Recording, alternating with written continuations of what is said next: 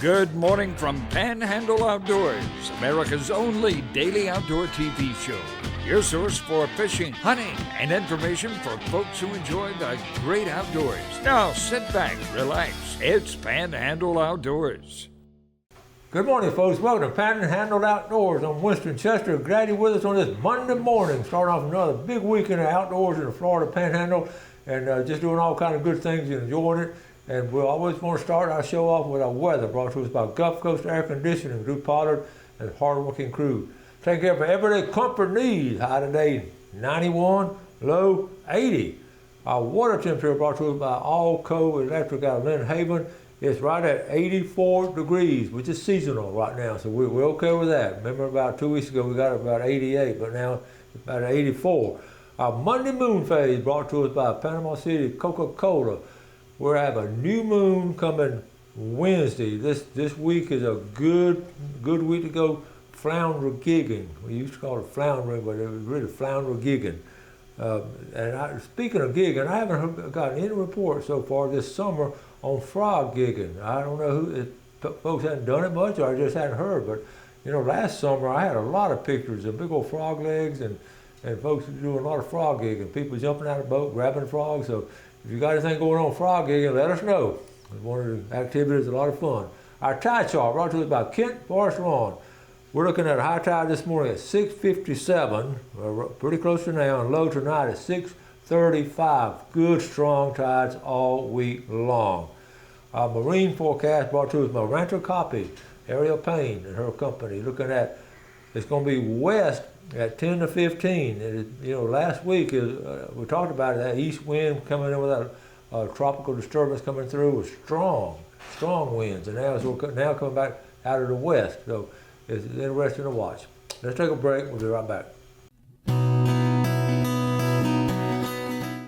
Okay, welcome back. You know, Florida being home of so many alligators, we always talk about them and show them and everything. And we always, it's funny, we're using it to try to keep people from coming to Florida. We got too many gators down here. It's not safe. And we got mosquitoes the size of birds and all. So anyway, the gators, remember we talked about that one on 11th Street last week. They when the FWC was here, Chris had a picture of one they caught on 11th Street here in Panama City. Ironically, I just ran across one where in Gainesville, and I know the city of Gainesville. I spent 4 years down there in college, and I knew it real well. Well, it's grown a little bit, but not like our area up here. But what happened? They caught a gator. Check this out. I picked it up. This is in Gainesville Sun. Okay, here's a gator, and it was in town on 34th Street. Okay, I'm gonna show you the map. But here's a gator. Okay, there it is right there. Focus in on him right there. Okay, I think right at 6 foot. And there's another picture of him they've taken from a distance. There he is there. And you see how there are trees. That's a natural creek there in town. But here's a map, okay? On the, see that main one, University Avenue, that's the main one, goes by the college there. So the gator wasn't too far from the Florida campus. So the gators are getting close. I thought they could have captured him, run him, take a picture of him on campus right there. But anyway, I want to share you. Be careful of gators, and no matter where you are now. Okay, let me see. We'll move on to, you got to read this. You got to read this. Bear defenders. Okay, here we go. Make travel arrangements to attend the FWC meeting. All right, the final vote on the hunt will be made at the upcoming FWC meeting. It's going to be in Havana, Florida, August the 13th. From 8:30 to 5 p.m. and they're encouraging people to go and have you signs, and this is catch a ride. They're having buses, catch a ride on the Sierra Club Bear bus. Okay, so if you want to protest it, you go there, or if you want to support it, which would be good, you can go there. Okay, this for information. We're going to talk a lot about a Sopchoppy River. I've got a picture of it. Sopchoppy is a really cool place. It's been overrun now by the overflow of the folks in Tallahassee. They moved to southwest between Tallahassee and the coastline. That area is just booming. So, but the river is still a beautiful river, Sopchoppy River. David Rich's IGA. He took his mama fishing, okay? Here's a picture of her right here, the queen. He's good about taking mama fishing. And I like it. She's got her life jacket on, but she can fish. Good job, David. Michael Harris sent this to me and asked me if we'd put it on. The Southeastern Dog Hunters Association. It's the 12th annual. I've been to this a time or two. This is really nice. It's a field trial and a banquet. You got the kids working with the dogs. It's going to be the Blackwater Forest at the horse stables there outside of Milton. And it's all kind of neat stuff they have going on. The Dog Days of Summer, Southeastern Dog Hunter Association. Here's the sponsors, all the different people that sponsor it. And, good job there. Good outdoor stuff. Oh, Chris Walden. Chris is a good fisherman. Look at this. He caught this gag. He's 50 plus pounds. Of course, he couldn't keep it and had to let it go. But man, good job, Chris Walden. That is a fine one. Raymond Atkinson, he wrapped him up. Listen, 2 throws, and he got 44 mullet. And his son Wyatt, he spotted him there. But man, is that not I'm telling you, this time of year, the mullet fishing is excellent. There you go. They're in the net right there. Good job, Wyatt. Good eyes to catch them right there off the dock. That's good stuff right there. Jennifer Wilson Kappelman, this is cool because, you know, we used to pick okra a lot. I know y'all did too. And the flowers, okra flowers are pretty. And, you know, I got tickled looking at them. It looks like eyeballs looking at you. But the okra bloom has always been so cool. All right, Jennifer, glad you posted that. All right, we're going to talk, I don't have time to get into it, but I want to start about the history of the Lake Talcon Dam and the dam at Lake Seminole. They're very similar, but they're years apart as far as the building. And I mentioned last week about the Lake Talcon Dam was built in the 50s, but I meant the Lake Seminole Dam was built in the 50s. Lake Talcon Dam was built in 1920, middle of 20s, because I brought up the point about my granddad and his neighbors and all the people in that area were able to go in there and cut all the trees and then drag them out with a mule sliding them out. And that was in the 20s. My granddad was born in 1895, so he was 25 years old. He was young and healthy and strong. So I would love to see some pictures of that. Can you imagine having video of doing that? Because those trees would have been died under that water. So anyway, I've got some pictures. I found some good pictures on the Lake Seminole Dam construction. It's important because we have 2 beautiful lakes right there. So let's take a break. We'll come back and look at those pictures.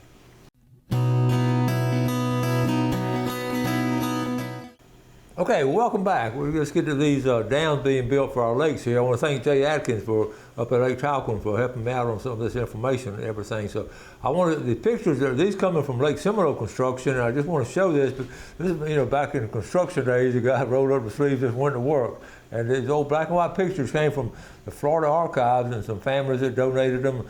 They've had a lot easier to save pictures from 1950s and 1920s when Lake Talcon was being built, but we were able to find some. So here we go. Cindy Rivers had these. This is her dad right here. This is a building of the Jim Woodruff Dam in Chattahoochee, Florida in 1954. So that's her dad on the right. So here we go. This is cool stuff. These are the ladies now. What was cool, they had an office there because, you know, this is government work. And I got tickled. I showed Gail these old typewriters because her mother, look at those old typewriters there. And they actually have people bringing these back and letting the students type on them as a hobby. This is crazy. But anyway, these ladies, you know, in any construction job, government job, these ladies did a lot of work. It wasn't physical work, but man, it was tough mental work to make sure that all that stuff got out. Y'all know what I'm talking about. Here's some of the work crews right here. I'll go through them. A lot of them are very similar. Man, can you imagine the physical work? And they call that the drag line. But it's interesting. I love looking at these things. It's on a rail. See the rail that's on? So it can slide back and forth because it's digging out right there and getting ready to pour that concrete to the base of the dam. To me, this is just fascinating massive construction. Look at that old, that's the old Widow's Jeep truck right there. How about that?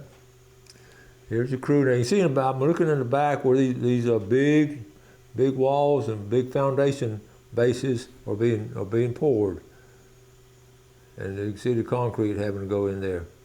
I don't know who all these guys are. They're a lot of them, of course, lived in the area, and then a lot of them moved in with it and then stayed in the area. They fell in love with it. We know that feeling, don't we? Okay. And look at the big old tires on the trucks. I was looking at this, and I'm trying to, this was September the 14th in 1954.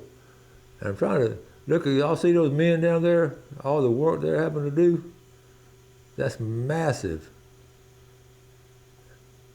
Okay, and then it's really, okay, I've got a couple more pictures. Again, this is another angle here, zoom in there. See the water's coming through in that area there. They're on the edge of the water. The water still had to flow. That's the thing about it. The water kept flowing. Now you're getting a picture of it. It's sort of shaping up now. And I remember Jack Wingate was able to walk through in this era right here, about a year or two before this, and pick up all kind of Indian relics. He had a massive collection because of there being a meeting ground because of the rivers that all met there. September 14th. Anyway, so you see now it's sort of damming up and the water flow is decreasing. And here it is right here. This is an aerial view after it's been finished. And the lock is off over to the left. And of course the hydroelectric power, the company's right there. Really neat, Lake Seminole. And one more old picture. But I thought, you know, being an outdoorsman, you would appreciate this. Okay, all right, so let's jump into Lake Talquin. And it was in the 1920s, the dam was built by Florida Power. 1970, the state got the Lake Talquin. And then the city, listen to this, the city, bottom line, the city leased it and operated the dam until 2022, and they did not renew their lease because they wanted to go to solar power. The city of Tallahassee is going to solar power, so nobody's using the Lake Talquin Dam anymore for generating power, which is what it was built for. So it's just really, really cool information there. It's about 10 miles west of Tallahassee, Talquin, and we've talked about it before. But one of the great things about it, it formed the Lake Talquin State Forest, and there's a big area there. Here, this is it. A lot smaller dam, a lot smaller lake. So anyway, the dam, I want to talk about this right here. This is two incidents I remember as a child. In 1957, the dam suffered a failure. Okay, I'm going to tell the story. Because I was a kid when this happened. The dam busted. It was what people call, and I remember Mama answered the phone, the dam busted, the dam busted. I didn't know. Lake Talquin was just big news back then. Even though black and white phone, and Daddy jumped in the truck and ran down there or drove down there. It was a big deal, but here was the biggest deal. This is a little side story. This is not in Google. You're not going to find it, but we're witnesses to this.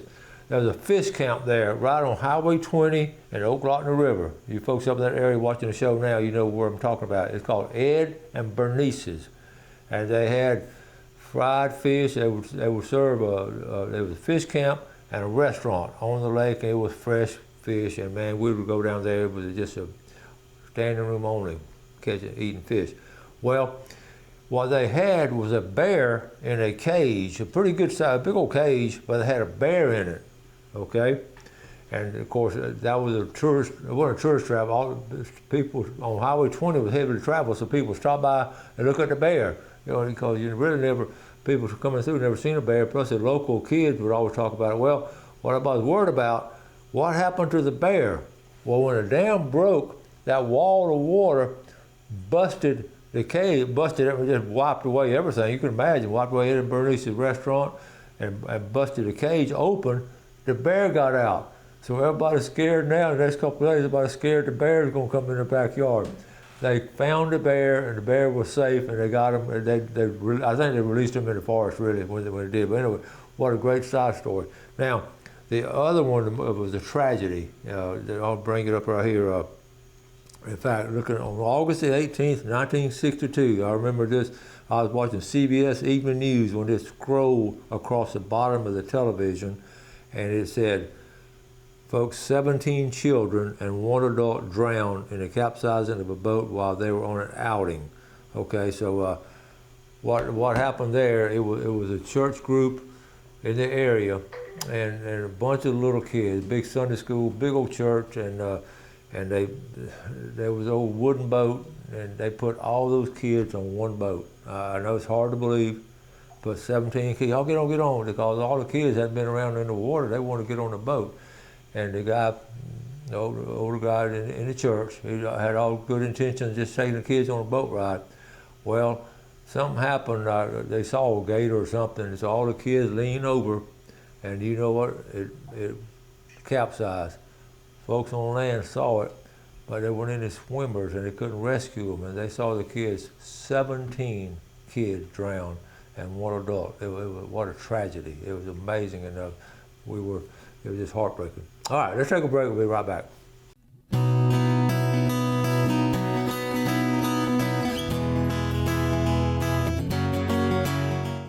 Okay, welcome back. I apologize sometimes drifting off into stories and all like that, but I found over the years as a teacher, I would tell stories like that, like Tate's Hell or some story like that to my students, and they were spellbound with it. So I always loved telling stories and real things, and true life things, and some just triumphant stories and some tragedies. So but always real life. So if you've got bored, I apologize for it. Let's move on. Our fishing game time today. We're looking at the out of blue water. We're looking at this morning 8:46 to 10:46.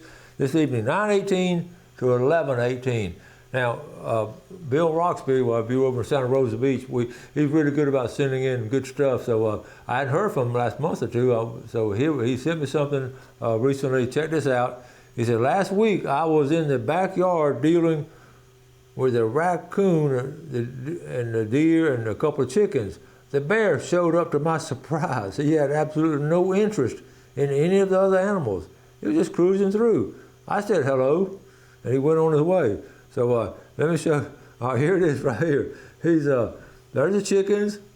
Now, does he not just have a backyard wildlife habitat? Look at the bear. He's just looking around. The bear looks healthy. That's the first thing I noticed. The coat, how healthy that bear was. Isn't that pretty?